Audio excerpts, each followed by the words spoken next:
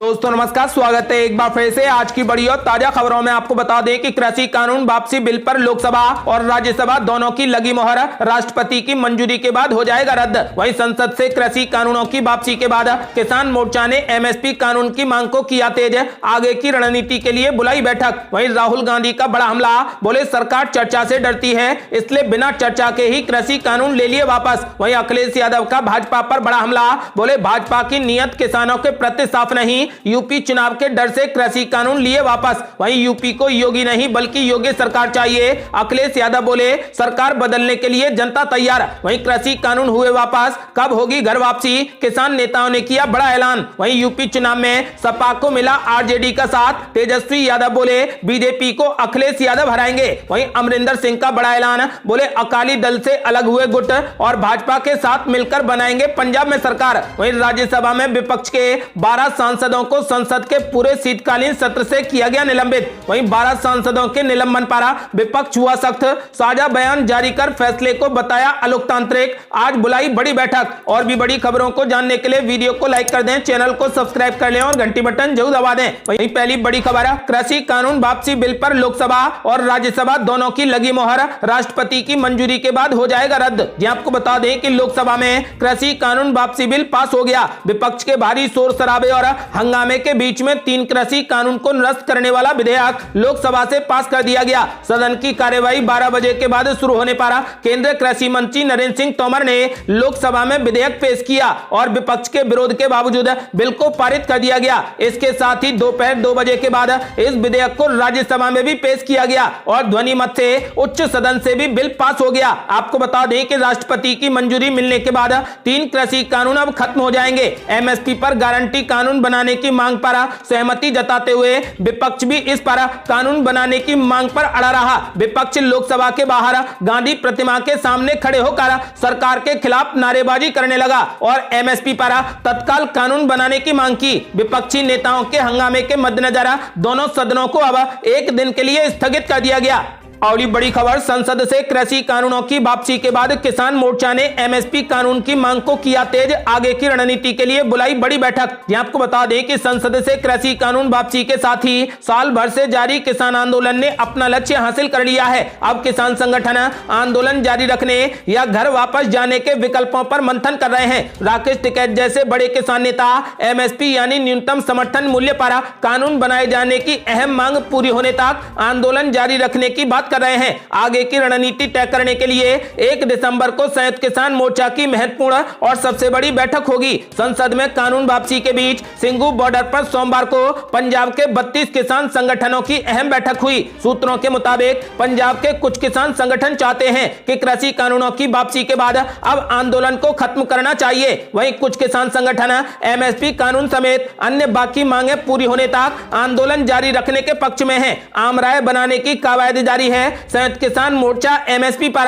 कानून के अलावा आंदोलन के दौरान मृत किसानों के परिजनों को मुआवजा और स्मारक बनाने की जगह प्रदर्शनकारियों पर हुए मुकदमे वापस लेने, बिजली संशोधन बिल वापस लेने और लखीमपुर खीरी कांड के मुख्य आरोपी के पिता अजय मिश्रा को केंद्रीय गृह राज्य मंत्री पद से हटाने और उनकी गिरफ्तारी की मांग कर रहा है। आपका क्या मानना है? क्या अब आंदोलन खत्म कर देना चाहिए? अपनी राय हमें वीडियो लाइक कर कमेंट बॉक्स में जरूर दें। और बड़ी खबर, राहुल गांधी ने बीजेपी पर बोला जोरदार हमला, कहा सरकार चर्चा से डरती है इसलिए बिना चर्चा के ही कृषि कानून ले लिए वापस। आपको बता दें कि कांग्रेस नेता राहुल गांधी ने कृषि कानूनों की वापसी के विधेयक को संसद में पास कराए जाने के तरीके पर सवाल उठाए हैं और कहा कि सरकार ने बिना चर्चा के तीनों कानूनों को वापस लेने के विधेयक को पास कराया है। राहुल गांधी ने कहा कि सरकार चर्चा से डरती है इसलिए इस तरीके से इस विधेयक को पास करा दिया गया है। राहुल गांधी ने कहा कि कृषि कानूनों को वापस लिया जाना दर्शाता है कि हिंदुस्तान में किसानों को दबाया नहीं जा सकता। उन्होंने कहा कि 3 से 4 पूंजीपतियों की शक्ति हिंदुस्तान के किसानों के सामने खड़ी नहीं हो सकती। संसद में किसान कानून वापसी विधेयक पास होने के बाद मीडिया को दिए बयान में राहुल गांधी ने कहा कि हमने कहा था कि जो 3 काले कानून हैं इनको वापस लेना ही पड़ेगा। इसलिए कहा था क्योंकि हमें मालूम था कि 3 से 4 बड़े पूंजीपति हैं, उनकी शक्ति हिंदुस्तान के किसानों के सामने खड़ी नहीं हो सकती। वही हुआ, जो 3 काले कानून थे उनको अंत में रद्द करना पड़ा। ये किसानों मजदूरों की सफलता है, एक प्रकार से देश की सफलता है। मगर जिस प्रकार से ये कानून रद्द किए गए हैं, संसद में इसके बारे में चर्चा नहीं होने दी, ये दिखाता है कि सरकार चर्चा से डरती है। अगली बड़ी खबर, अखिलेश यादव ने भाजपा पर बोला जोरदार हमला। बोले भाजपा की नीयत किसानों के प्रति साफ नहीं, यूपी चुनावों के डर से कृषि कानून लिए वापस। ये आपको बता दें कि समाजवादी पार्टी के राष्ट्रीय अध्यक्ष और पूर्व मुख्यमंत्री अखिलेश यादव ने कहा कि भाजपा की नीयत किसानों के प्रति साफ नहीं है। किसान साल भर से आंदोलन कर रहे हैं, उनकी एकता और दृढ़ता से परेशान है और आने वाले विधानसभा चुनावों से डर कर उसने अपने 3 काले कानून वापस तो ले लिए हैं, लेकिन किसानों की बुनियादी मांगों पर अब भी बात करने से कतरा रही है। भाजपा पर निशाना साधते हुए सपा सुप्रीमो अखिलेश यादव ने कहा कि अपने चंद पूंजी घरानों को फायदा पहुंचाने के लिए ही भाजपा किसानों के हितों से खिलवाड़ कर रही है। इसका जवाब जनता 2022 में भाजपा का सफाया करके देगी। भाजपा किस तरीके से किसानों को धोखा दे रहे हैं, ये धान क्रय केंद्रों में परेशान किसानों को देखकर समझा जा सकता है। तौल में झोल के साथ क्रय केंद्रों में किसान के धान की खरीद में तमाम अड़ंगे लगाए जाते हैं। बिचौलियों और सरकारी नौकरशाहों के साथ नेताओं की सांठगांठ के चलते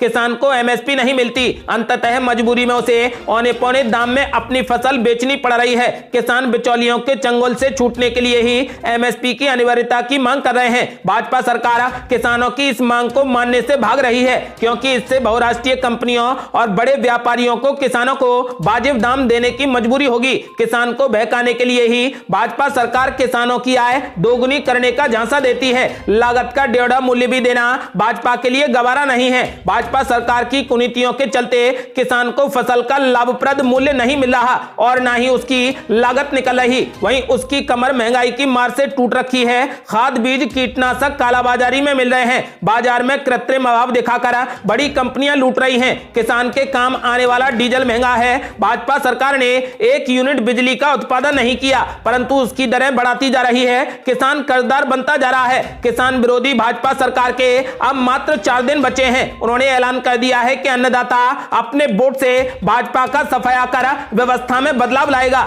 अगली बड़ी खबर, अखिलेश यादव का बड़ा ऐलान। बोले यूपी को योगी नहीं बल्कि योगी सरकार चाहिए, सरकार बदलने के लिए जनता तैयार। यहां आपको बता दें कि यूपी में विधानसभा चुनाव की तैयारियों में जुटे समाजवादी पार्टी अध्यक्ष अखिलेश यादव मुख्यमंत्री योगी आदित्यनाथ सरकार पर हर मौके पर हमला करने से नहीं चूकते हैं। संसद के शीतकालीन सत्र में पहुंचे अखिलेश यादव ने कृषि कानूनों को लेकर भी केंद्र सरकार के साथ साथ योगी सरकार पर भी जमकर हमला बोला। अखिलेश यादव ने कहा कि यूपी को योगी सरकार नहीं बल्कि योगी सरकार चाहिए। विधानसभा चुनाव में जनता योगी सरकार को चुनेगी। जनता सरकार बदलने के लिए तैयार है। अखिलेश यादव ने कहा कि 700 किसानों की मौत हुई है, उनके परिवारों की मदद कौन करेगा।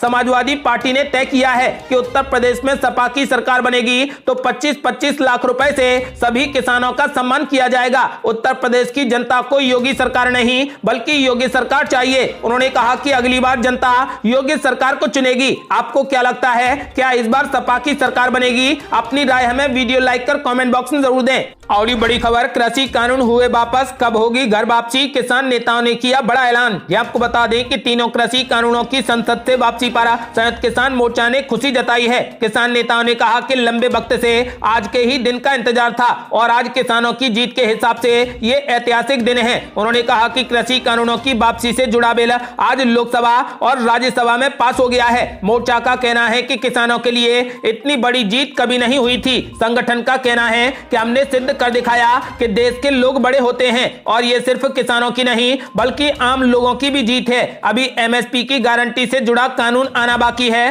साथ ही बिजली संशोधन एक्ट द्वारा किसानों पर दर्ज हुए मामले भी वापस होने हैं। किसानों ने कहा कि हमारी 6 मांगों पर सरकार 30 नवंबर तक जवाब दे। ऐसा न होने पर 1 दिसंबर की बैठक में आगे की रणनीति बनाई जाएगी। किसान मोर्चा का कहना है कि आगे की रणनीति तय करने के लिए 1 दिसंबर को बैठक बुलाई गई है। साथ ही 4 दिसंबर को भी प्रस्तावित मीटिंग भी तय वक्त पर होगी। संगठन के नेताओं ने कहा कि 1 दिसंबर को 11 बजे मीटिंग बुलाई गई है और इसके बाद एक चिट्ठी गृह मंत्रालय समेत सभी राज्यों को भेजी जाएगी जिसमें किसानों पर दर्ज केस वापस होने की मांग होगी। इसके अलावा किसानों की ओर से प्रदर्शन के दौरान जान गंवाने वाले किसानों के परिवारों को मुआवजा देने की भी मांग की गई है।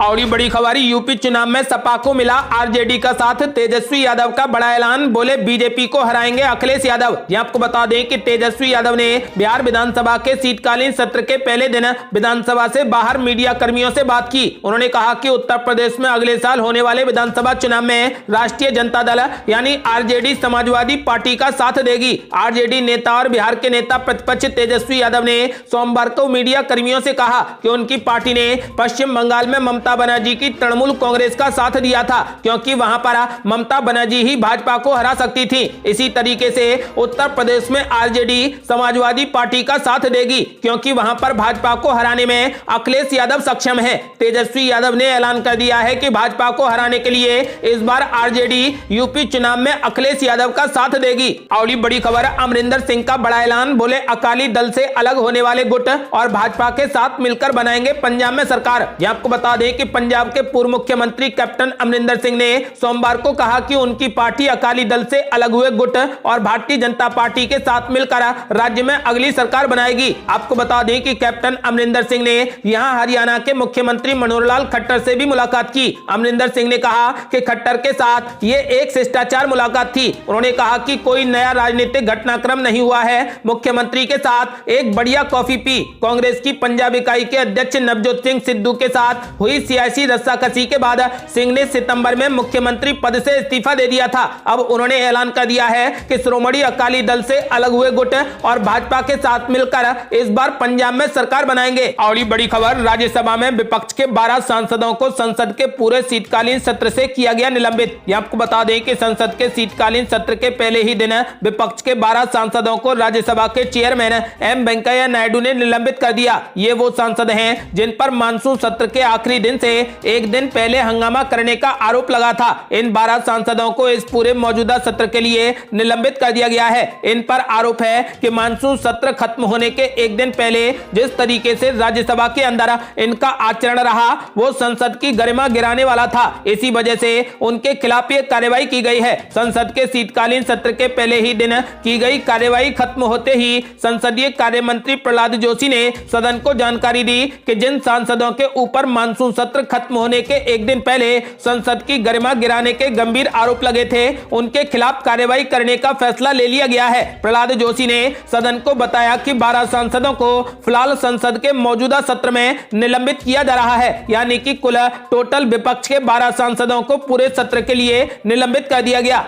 और ये बड़ी खबर, 12 सांसदों के निलंबन पर विपक्ष हुआ सख्त, साझा बयान जारी कर फैसले को बताया अलोकतांत्रिक, आज बुलाई बड़ी बैठक। यहां आपको बता दें कि पिछले सत्र में हंगामा करने के मामले में राज्यसभा से कांग्रेस, शिवसेना और टीएमसी समेत 5 पार्टियों के 12 सांसदों को शीतकालीन सत्र से सोमवार को निलंबित कर दिया गया। निलंबन के बाद कई सांसदों ने इस फैसले पर आपत्ति जताई है। विपक्षी पार्टियों ने आज इस फैसले को लेकर बड़ी बैठक बुलाई है, जिसमें आगे क्या कदम उठाया जाएगा इसको लेकर चर्चा की जाएगी। शिवसेना नेता प्रियंका चतुर्वेदी उन 12 सांसदों में शामिल हैं जिन्हें निलंबित किया गया है। उनका कहना है कि निलंबन का फैसला लेकर विपक्षी आवाज को दबाने की कोशिश की गई है। निलंबन के बाद विपक्षी पार्टियों ने एक संयुक्त बयान जारी किया है। इस बयान में विपक्ष ने 12 सांसदों के निलंबन के फैसले की निंदा की है और इसे अलोकतांत्रिक निलंबन करार दिया है। विपक्षी पार्टियों ने 12 सांसदों के निलंबन के फैसले पर कांग्रेस नेता मल्लिकार्जुन खड़गे के दफ्तर में आज बैठक बुलाई है। इस बैठक में निलंबन के फैसले पर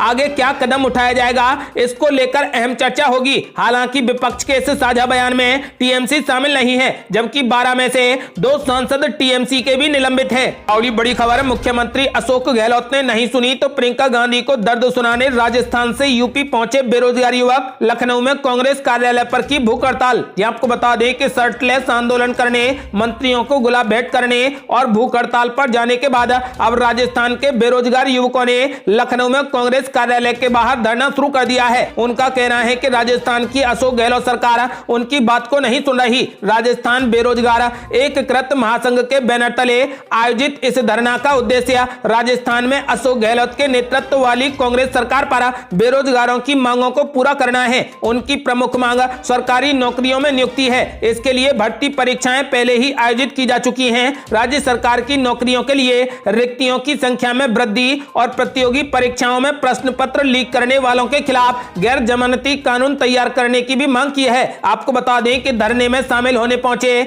आरबीएम के अध्यक्ष उपेंद्र यादव ने कहा कि हमने लखनऊ में प्रदेश कांग्रेस कमेटी के बाहर धरने के बाद अब भूख हड़ताल शुरू कर दी है। और बड़ी खबर, असदुद्दीन ओवैसी ने केंद्र सरकार से की नागरिकता संशोधन कानून को वापस लेने की मांग। कहा यह कानून धर्म के आधार पर बनाया गया है। यह आपको बता दें कि एआईएमआईएम के प्रमुख असदुद्दीन ओवैसी ने एक बार फिर से केंद्र सरकार से नागरिकता संशोधन कानून को वापस लेने की मांग की है। उन्होंने कहा कि नागरिकता संशोधन कानून धर्म के आधार पर बनाया गया है, जो कि आर्टिकल 14 का उल्लंघन है। उन्होंने कहा कि इसलिए सरकार से मांग है कि वो इस कानून को तुरंत वापस ले। असदुद्दीन ओवैसी ने कहा कि सरकार ने राजनीतिक हार के डर से विधानसभा चुनाव से पहले कृषि कानूनों को वापस ले लिया है। देश का एक बड़ा ग्रुप कह रहा है कि नागरिकता संशोधन कानून संविधान के आर्टिकल 14 का उल्लंघन करता है। हम मांग करते हैं कि केंद्र को नागरिकता संशोधन कानून को भी वापस लेना चाहिए। और बड़ी खबर, किसान नेता राकेश टिकैत का बड़ा ऐलान। बोले सिर्फ 5 मिनट की बात थी, उसके लिए 1 साल से बैठे थे किसान। अब एमएसपी के लिए लंबी है लड़ाई। ये आपको बता दें कि पीएम नरेंद्र मोदी की घोषणा के अनुरूप सोमवार को तीनों कृषि कानून वापस लेने पर